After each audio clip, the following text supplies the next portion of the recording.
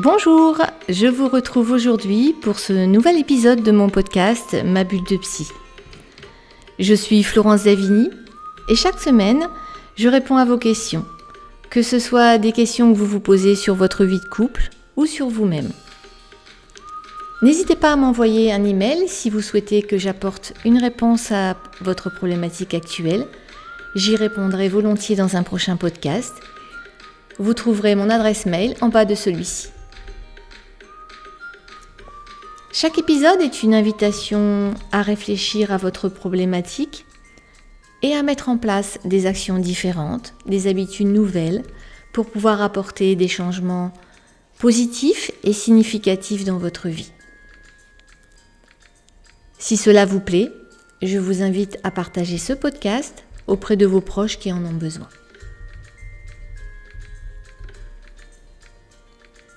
Je partage avec vous aujourd'hui l'histoire de Mylène qui ne parvient pas à construire une relation stable parce qu'elle se lasse toujours de ses partenaires. Mylène a 35 ans, elle est célibataire actuellement par choix car elle en a assez des relations qui ne durent pas dans le temps. Elle a connu 2 relations qu'elle qualifie d'à peu près sérieuses puisqu'elles ont duré respectivement 6 et 5 ans. Elle a également connu d'autres relations épisodiques. Ce qui chagrine Mylène, c'est qu'elle se lasse de chaque personne avec qui elle vit une relation amoureuse. Elle aimerait pourtant construire une relation durable et de qualité. Le fait de se lasser de son ou sa partenaire peut avoir des causes très variées et elles sont propres à chacun. La relation amoureuse, comme toutes les relations d'ailleurs, évolue et nécessite un effort constant des 2 personnes pour maintenir l'intérêt et les sentiments. Rares sont les personnes qui ont appris à le faire pendant l'enfance, qui ont eu le bon modèle.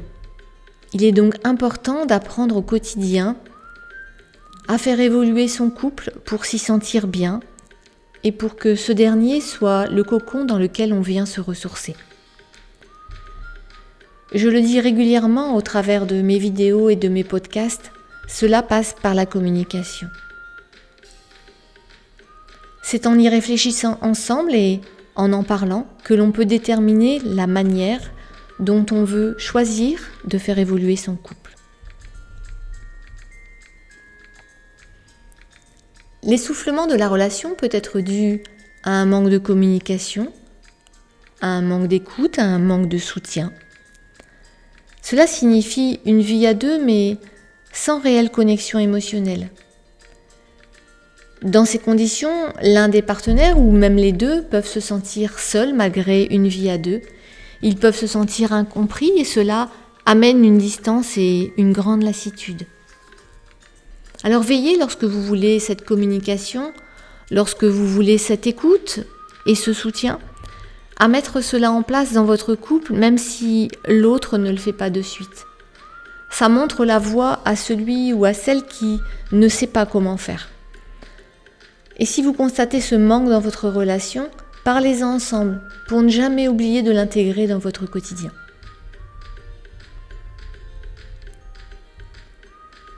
L'usure du couple, la lassitude dans le couple, ça peut aussi être dû à l'incapacité d'accepter l'autre tel qu'il est avec ses qualités, mais aussi et surtout avec ses défauts. Nous avons tous des défauts et chaque personne est supposée évoluer dans sa vie pour pouvoir s'améliorer. La vie de couple nous permet de nous améliorer si l'on en a le souhait, pour soi-même ou pour le couple. Mais le conjoint doit aussi apprendre à accepter les défauts de l'autre. On ne change pas l'autre. Quand on n'accepte pas les défauts, cela signifie que l'on ne prend pas son ou sa partenaire tel qu'il est, tel qu'elle est, et donc cet autre ne se sent pas compris, ne se sent pas accepté. Cela crée des barrières entre les 2 partenaires, cela crée des tensions. Lorsque l'on choisit quelqu'un, on le choisit pour ses qualités que l'on décèle au premier abord. Et avec le temps, on aperçoit les défauts et l'on a tendance à se concentrer sur ceux-ci. surtout avec la routine, avec le stress, les disputes du quotidien. Et on oublie de se focaliser sur ce que l'autre fait de bien. On oublie de se focaliser sur ses qualités. Et c'est pourtant quelque chose de nécessaire. Il est important de garder à l'esprit que l'autre n'est pas qu'un concentré de défauts, mais une personne à part entière qui comprend et des qualités et des défauts. Il est important de savoir lâcher prise et de savoir accepter l'autre dans sa globalité, même s'il n'est pas parfait, même s'il n'est pas à 100% comme on voudrait qu'il soit. Attention à éviter d'avoir trop d'attentes envers l'autre et à trop vouloir le contrôler. Par exemple, j'ai déjà vu des couples qui se disputaient parce que l'un des deux ne répondait pas aux attentes de l'autre, comme par exemple conduire de la manière dont il souhaite, faire le ménage de la manière dont il souhaite, ranger ses affaires de la manière dont il souhaite, etc., etc. Pensez à laisser l'autre libre d'être ce qu'il est. L'autre n'a pas à fonctionner comme vous le souhaitez. Il a aussi sa propre manière d'être et sa propre manière de fonctionner. Si l'on se concentre sur les défauts de l'autre, on ne voit que cela. On ne voit plus le positif de la relation, on ne voit plus les qualités. Et en plus, si on se concentre sur les défauts, si on fait des reproches qui sont liés à ces défauts, cela va créer un phénomène de résistance. Alors que dans le couple, chacun est censé accompagner l'autre pour l'aider à évoluer vers ses objectifs, vers ce qu'il veut être et devenir, et vers une amélioration personnelle. Je ne dis pas qu'il faut tout accepter parce que certains défauts ne sont pas acceptables. Effectivement, parfois il y a des limites à mettre. Ce que je veux dire, c'est qu'il est important de se focaliser sur le positif et sur ce que l'autre apporte de bien à la relation. Il est également important de s'interroger sur les raisons qui empêchent de prendre l'autre comme il est. Est-ce un mauvais choix de partenaire ? Est-ce une volonté de contrôler l'autre ? Est-ce que dans votre éducation, on vous a appris à juger, à ne pas tolérer la différence, ou bien autre chose ? Sachez que les réponses se trouvent en vous. Il est également possible de se lasser de l'autre parce que l'on n'a pas fait le bon choix dès le début, parce que le mode de vie, les valeurs, etc. sont très différents et difficilement conciliables. C'est là que réside tout l'intérêt de comprendre pour quelles raisons on choisit une personne et pas une autre. Je reste pourtant persuadée que les différences enrichissent à condition de savoir les accepter et que lorsque l'amour est présent, des solutions permettant de ménager les besoins et les envies de chacun sont possibles.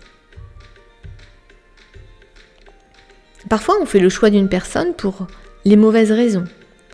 Par exemple, parce qu'on ne supporte pas d'être seul et puis un jour, on apprend à combler ce manque et cet autre n'est plus indispensable.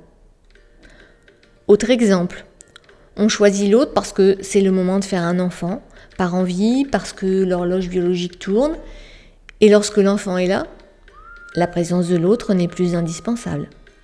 Ou bien on choisit l'autre parce que les copains sont tous en couple et parce que la pression de la société, de la famille est bien présente. Ce sont malheureusement des situations qui sont bien concrètes.